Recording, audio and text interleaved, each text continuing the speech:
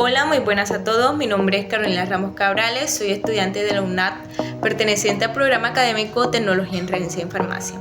Y el día de hoy vamos a hablar sobre la membrana celular o membrana plasmática. Pues la membrana celular es una estructura muy esencial de la célula, que le aporta rigidez y una permeabilidad selectiva.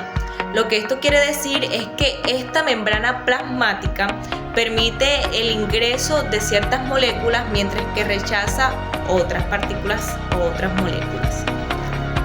Como podemos observar, esta estructura está compuesta por una bicapa de fosfolípidos.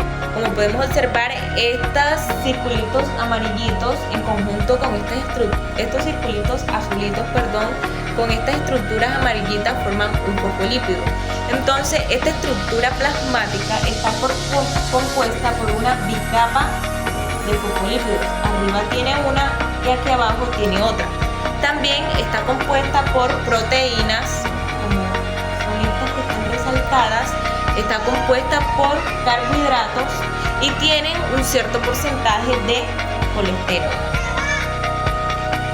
El tipo de transporte de la estructura plasmática depende del tamaño de las moléculas y se dividen en dos grandes grupos. El primero de bajo peso molecular y el segundo de alto peso o mayor peso molecular. Transporte de moléculas de bajo peso molecular. Este transporte se lleva a cabo mediante el transporte pasivo y el transporte activo. Transporte pasivo. Este transporte se da cuando no se necesita energía para la entrada o salida de las sustancias y se produce siempre a mayor gradiente de concentración. Es decir, que siempre va a haber un lado que va a tener mayor concentración de partículas mientras que el otro no. Y podemos también decir de este transporte que se puede dar mediante difusión simple y mediante difusión facilitada. Difusión simple. Se da cuando las partículas pequeñas como el oxígeno y el nitrógeno pasan directamente por una de las bicapas fosfolipídicas. Cuando la sustancia que ingresa es agua, se da un proceso llamado osmosis.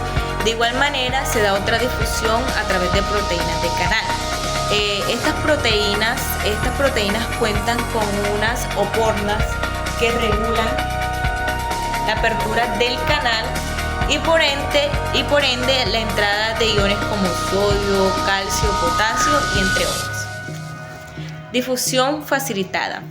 Permite el transporte de pequeñas moléculas como aminoácidos que no pueden pasar por las capas o las membranas fosfolípidas y necesitan de proteínas externas de la membrana para que les pueda facilitar el paso. Ahora viene el transporte activo. Este transporte requiere de la energía del ATP para poder transportar las moléculas al otro lado de la membrana. Por lo tanto, podemos ver que se produce un fenómeno en contra del gradiente, es decir, el paso de de donde hay menor concentración de sustancia hacia donde hay mayor concentración de las sustancias. Transporte de moléculas de alto peso molecular. En este proceso entran o salen sustancias de la célula sin atravesar ninguno de los procesos antes mencionados. En este proceso, las partículas de gran tamaño son atrapadas por las membranas y llevadas al interior de la célula. Este proceso se le conoce como endocitosis.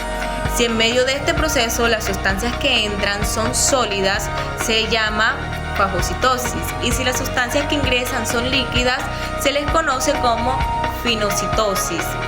De igual manera, así como la célula puede recibir esas sustancias, ella puede tener la capacidad de expulsarlas.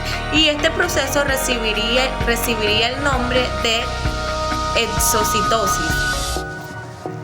Así que ya sabiendo un poco sobre el proceso de transporte de la membrana plasmática, y algo sobre la membrana plasmática, me despido deseándoles lo mejor y para mí fue un gusto hacer una breve explicación sobre estos procesos tan importantes y vitales que se producen día a día en nuestros cuerpos.